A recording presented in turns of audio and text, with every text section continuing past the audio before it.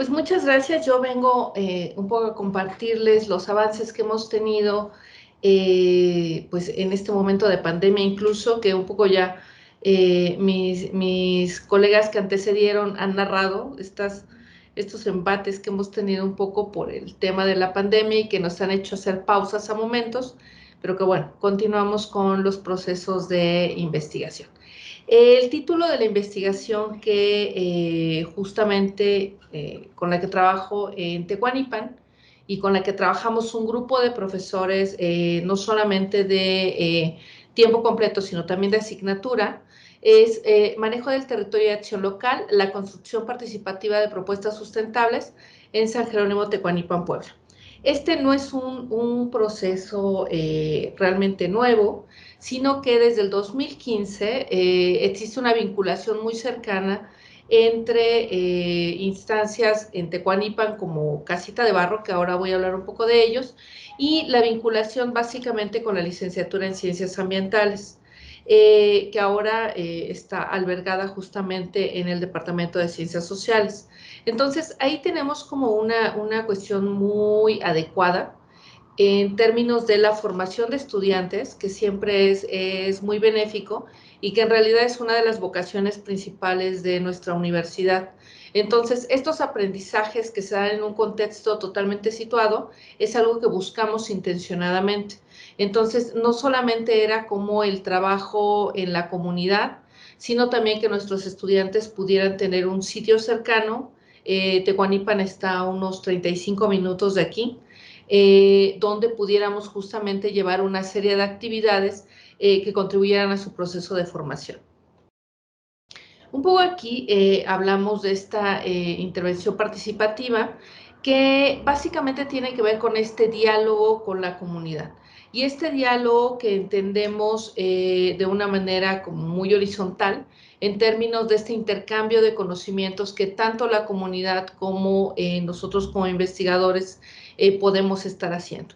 Entonces, vamos a ver ahí como varias cuestiones, pero me refiero aquí específicamente a esta intervención para la transformación, que básicamente tiene que ver con la praxis, y aquí, así por praxis, entendemos un modo de producir conocimiento en la acción reflexionada, conducente a la transformación de circunstancias sociales, con incorporación de actores sociales, que justamente lleva a este proceso de cotransformación, que ya mis antecesoras justamente lo mencionaban. Se trata de una práctica material que produce teoría y de teoría que genera modos de actuar, prácticas para lograr cambios en la sociedad, un poco basándonos en Falsborda y en Freire. Y bueno, aquí justamente como para estar siempre como en este círculo virtuoso entre teoría, praxis, teoría, y siempre como reformulando y teniendo una vigilancia epistemológica muy precisa justamente para intervenir en estas realidades. Aquí un poco lo que mencionamos también, partimos de la compartición y negociación de conocimientos, los conocimientos científicos y los conocimientos tradicionales, lo cual implica la posibilidad de construir conocimientos nuevos y por ende que nuestros sentidos se dirijan hacia la búsqueda de nuevas relaciones de convivencia en donde la reflexividad sea la práctica necesaria para dilucidar posiciones y objetivos. Y un poco aquí lo que decimos es que todas estas prácticas y todas estas propuestas son desde la comunidad y para la comunidad, que ahí nosotros un poco hacemos la labor de generar la reflexión, pero este conocimiento al final y el conocimiento sobre el ambiente, pues básicamente lo tienen estas comunidades. Nosotros efectivamente podemos hacer algunos aportes desde la parte técnica y desde la parte metodológica, pero efectivamente ese conocimiento está ya ahí y tiene que ver con el manejo de recursos naturales. Ven aquí en esta compartición y negociación de conocimientos se pone en juego la dimensión cultural y temporal del conocimiento, lo que da la posibilidad de enriquecer el conocimiento a partir de sentidos y significados situados. Que esto es algo que para nosotros es elemental y que puede ser abonados por la riqueza de procedencia de las y los sujetos, interno y externo en el espacio de intervención, o porque siendo de la misma comunidad, pero desde una perspectiva generacional distinta, aportan inquietudes y visiones transformadoras que apuestan por el enriquecimiento colectivo, pero que se dan no sin antes pasar por un proceso de tensión y resignificación desde las diferencias. Y ahí, por supuesto, que atendemos perfectamente como esta lógica de las diferencias que existen dentro de la propia comunidad. A partir de 2019, nosotros tenemos ya como tal un proyecto de investigación y justamente arrancamos con un proceso de talleres participativos. Ahí la DGI ha tenido a bien justamente financiarnos por varios años y además hemos tenido algunos otros financiamientos de los cuales les voy a hablar ahora. Esto ha permitido de alguna manera que nosotros podamos estar en comunidad, pero estar en comunidad además desde un anclaje de gente de la propia comunidad. Y ahí estoy hablando básicamente de Casita de Barro, que es justamente una pareja que trabaja ya desde hace mucho en el sitio y que tiene toda una serie de procesos de educación anclados en el territorio. Entonces, nosotros nos unimos a ellos de una manera muy positiva para justamente arrancar estos talleres y hacer un diagnóstico participativo donde encontremos justamente desde la comunidad cuáles son los temas que más les interesan básicamente en el tema ambiental. El objetivo, por supuesto, de todo esto es construir de manera colectiva una estrategia integral que genere acciones para la resolución de problemáticas socioambientales desde y para la comunidad de San Jerónimo Tecuanipan, Puebla. Entonces, este es como nuestro objetivo en la investigación. Un poco aquí es que hemos mantenido siempre un diálogo con las autoridades locales y eso ya se ha mantenido por 2 periodos continuos. Incluso hemos sido interlocutores con candidatos que se acercan tanto a Casita de Barro como al proyecto de investigación como tal para que los acompañemos con propuestas en temas ambientales. Entonces, si bien esta es una acción totalmente en lo local, realmente nos ha parecido muy interesante. Sobre todo es muy interesante cuando nosotros tenemos la posibilidad de incidir con algunas propuestas que hemos localizado desde los diagnósticos participativos. Aquí un poco lo que quiero compartirles. Dentro de las problemáticas que nosotros hemos encontrado en la comunidad, me parece muy interesante resaltar estas 4. La organización comunitaria, que ahora vamos a ir retomando una por una, agua y territorio, que es otro problema que realmente ha surgido de una manera muy importante en la zona. Después, el campo y la cantera. En la zona hay una cantera de extracción de piedra volcánica. Seguramente ustedes ubican muy bien la roca con la que se hacen los molcajetes y esto, que es piedra volcánica. Hay una cantera en la zona, entonces genera como toda una serie de dinámicas hacia el interior de la comunidad que están presentes y que son también una problemática muy sentida. Y después, finalmente, los espacios forestales, que toda esta zona tiene una vocación forestal muy interesante, está muy cercana al Popocatépetl, pero al final del día ha tenido como una dinámica en la que prácticamente toda la comunidad está ya sin arbolado original, más bien sin todas las zonas boscosas originales, que básicamente tienen que ver con bosques de encino, que son los relictos que aún quedan verdaderamente son muy interesantes. Y podría hacerse, de hecho, como todavía muchísima investigación en la zona, pero forma parte como de las problemáticas más sentidas que encontramos. Después, en estas problemáticas, un poco como en la idea de la priorización, en temas de la organización comunitaria, verdaderamente es un reto este tipo de organización. Un poco vi algunos comentarios en el chat. Itzel preguntaba esto, como cuáles son los retos de repente en estos términos de organización comunitaria, y lo que nosotros hemos encontrado es que efectivamente ha habido muchos proyectos impuestos, como a lo largo y ancho del territorio nacional, sin organización y sin consensos previos, que finalmente ha dado una serie de elefantes blancos dentro de las comunidades. Entonces, esto no, digo, Tecuanipa no está fuera de esta dinámica y también están presentes este tipo de proyectos fallidos. Después, hay una apuesta también por una vida fuera del campo, lo cual tiene como consecuencia procesos de migración. En términos de estos procesos de migración, a Tecuanipan le dicen incluso Tecuayork, en la lógica de cuántas personas están fuera de la comunidad y están viviendo en Estados Unidos. Entonces, hay ahí como una serie de dinámicas de las cuales no están exentas muchas comunidades de esta región. Después, en temas de agua y territorio, que eso es algo que nos ocupa muchísimo, sobre todo en la idea de que una muy buena parte del agua con la que contamos en la ciudad de Puebla justamente viene de esta zona.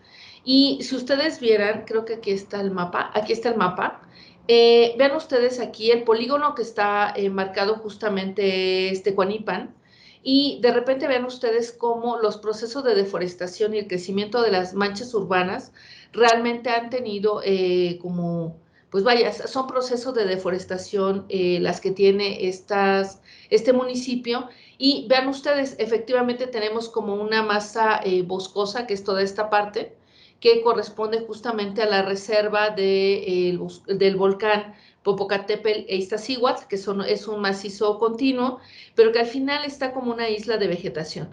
Esto en términos de conservación no es adecuado, pero también en términos de manejo de recursos naturales tampoco es adecuado, porque entonces nosotros tenemos solamente esto como islas de vegetación que no están interconectadas.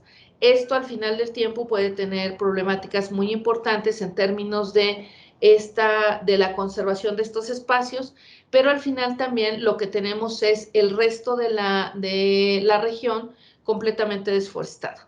Entonces, esto es un problema muy importante para la zona. Y también es un problema muy importante debido a que efectivamente, pues esto es como los sitios de recarga de mantos, y al final dejamos de tener como la disponibilidad en términos de la cantidad de agua que originalmente se tenía. Ven aquí la extracción de agua, por supuesto que ya la mencionaba, para la ciudad de Puebla, la contaminación del río por descargas domésticas, agroquímicos y desechos sólidos, que esto es algo que se da en muchísimas comunidades del país, sobre todo cuando tenemos comunidades que están arriba, como en la parte más arriba de la cuenca, y que de repente al ir bajando lo que va sucediendo es que todos esos drenajes, y si no se tiene como un plan de manejo, que en realidad no siempre se tiene, entonces efectivamente van contaminando las partes bajas de los ríos. Aquí un poco el agua escasa en época de estiaje, que esto es contra natura, porque en realidad estos sitios son en donde podemos encontrar, tendríamos que encontrar agua en una buena cantidad, pero también con una serie de buenas características que en este momento ya no se tiene. Otra cuestión que encontramos dentro de la comunidad es justamente esta renta de terrenos externos, que al final lleva como una dinámica distinta en el manejo de los recursos. Básicamente para estos espacios tenemos un problema importante en términos de la concesión a otras comunidades de áreas boscosas, y que en la realidad se están convirtiendo en carbón. Entonces, y un carbón de muy buena calidad y de leña de muy buena calidad también, porque son encinos los que están ahí y tienen una muy buena capacidad calórica. Entonces, pues es leña de buena calidad. Ven aquí desconocimiento general del estado del recurso. Efectivamente, requerimos hacer como toda esta parte de mapeo que no hemos hecho por la pandemia, pero que justo tenemos que hacer como toda esta serie de trabajos para saber exactamente cuáles son las condiciones y el estado de los recursos actualmente. Aquí un poco también otra problemática importante es esta del campo y de la cantera, que al final toda esta zona es una zona agrícola que en la realidad, pues vaya, aunque no es como además de esta zona, a Puebla la abastece justamente toda la verdura que está como en Tecamachalco y Tepeaca, pero al final también esta zona abastece una muy buena cantidad de los productos agrícolas que consumimos en Puebla. Entonces, tiene una importancia fuerte. Hace algunos días justamente, y esto creemos que es una cuestión de muchísimo avance para nosotros, las autoridades locales, otra vez como en enlace con el equipo, justamente lo que decían era como la intención de convertir estas zonas agrícolas, por lo menos en un porcentaje, hacia la agroecología. Nos llamó muchísimo la atención porque no, la verdad es que pensábamos que estos procesos iban a tardar muchísimo más, pero la verdad es que lo creemos como algo interesante.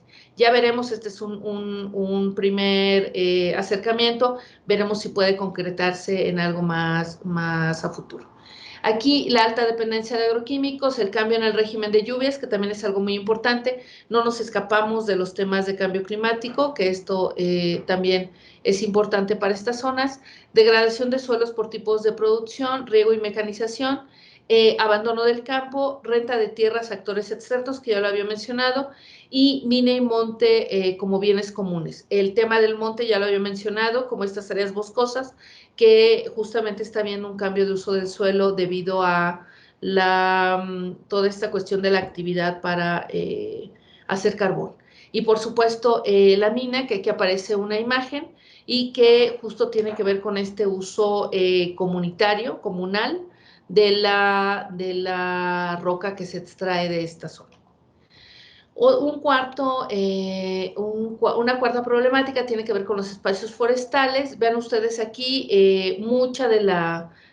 muchísimos de los espacios de Tecuanipa justamente se encuentran de esta manera, en muchos casos con vegetación en regeneración, algunos todavía con zonas muy compactas de encinos maduros, pero que al final del día se van intercalando también con zonas que se han usado para la agricultura, básicamente con terrenos degradados, deforestados, erosionados también, con incendios, no se escapa la zona de incendios forestales, sitios que no terminan de regenerarse por el uso para carbón y leña, reforestaciones mal planificadas y falta de preocupación ambiental. Y aquí un poco como las últimas actividades que nosotros hemos tenido un poco antes de la pandemia y durante la pandemia incluso, que tienen que ver con otras maneras de financiarnos. Si bien este proyecto comenzó financiado por nuestra dirección de investigación, lo que también hemos hecho es fondear de otras maneras. Entonces, aquí es una campaña que se hizo para Donadora, más bien utilizando Donadora para nosotros tener los fondos, y que básicamente lo que ha dado es la posibilidad de tener un espacio en el que nosotros podamos poner a futuro una escuela de campo, que esto es algo que verdaderamente nos tiene muy emocionados, porque además servirá también para nuestros estudiantes, los estudiantes de la licenciatura en Ciencias Ambientales, en términos de un sitio de práctica. Entonces creo que esto puede ser algo muy interesante si continuamos con el proceso, y básicamente nuestro reto en la realidad es obtener fondos para continuar con esta propuesta. Aquí un poco las líneas de acción que hemos generado: gestión del territorio, educación ambiental, aquí me voy un poco más rápido porque creo que soy ya al límite, agroecología y redes de empresas sociales. Entonces, estamos ahí como con varias propuestas en este sentido, algunas de las que creemos que serán como las que retomemos como más rápidamente es agroecología, porque hay todo un trabajo previo ya hecho, y toda esta parte que tiene que ver con gestión del territorio, que tiene que ver en mucho con la gestión del agua, que es un tema que verdaderamente ocupa y preocupa a varios integrantes de la comunidad. Aquí los proyectos y colaboraciones que tenemos actualmente: el proyecto de investigación de Ibero Puebla, por supuesto, una colaboración con la cooperativa Sange, que es San Jerónimo, con la que justamente interactuamos en estos temas de economía social. Después, además, tenemos una colaboración muy interesante con la Universidad Veracruzana y con la UAP en un proyecto con el que estamos concursando. Ya hemos pasado una primera etapa, esperemos que podamos tener, además de ser finalistas, que podamos realmente poder acceder al recurso. Es sobre seguridad alimentaria, Y este proyecto es realmente muy interesante. El nombre completo, si ahora... yo lo había anotado, disculpen. Casa de Semilla y Huertos Urbanos Agroecológicos en la región centro de Puebla, una estrategia hacia la soberanía alimentaria. Y este es uno de los proyectos en los que ahora estamos participando de cara justamente a la gestión de nuevos recursos para continuar el proyecto. Otro financiamiento que tuvimos el año pasado es el de Territorios en Diálogos, Inclusión y Bienestar Rural, que financia el Centro Latinoamericano para el Desarrollo Rural. Este básicamente fue un trabajo con jóvenes y también con mujeres desde una lógica y desde una perspectiva de género. Entonces, este proyecto también fue financiado para la zona y operado por profesores, no solamente de tiempo completo de la universidad, sino también de asignatura, y exalumnos nuestros, egresados nuestros colaboraron dentro del proyecto, ahora ya como en un proyecto mucho más grande y financiado. Acciones y logros, básicamente lo que tenemos como en la cabeza es justamente esta parcela demostrativa para procesos de reforestación, conservación de suelo y agua, la vinculación evidentemente con exalumnos de la licenciatura en Ciencias Ambientales y Desarrollo Sustentable para proyectos de investigación, el aprendizaje situado, por supuesto, en varias de las materias con las que nosotros interactuamos en la carrera, y por supuesto que nuestra gran idea, y para la cual requerimos financiamiento, es avanzar hacia una escuela de campo, que creo que sería una cuestión muy interesante para nosotros.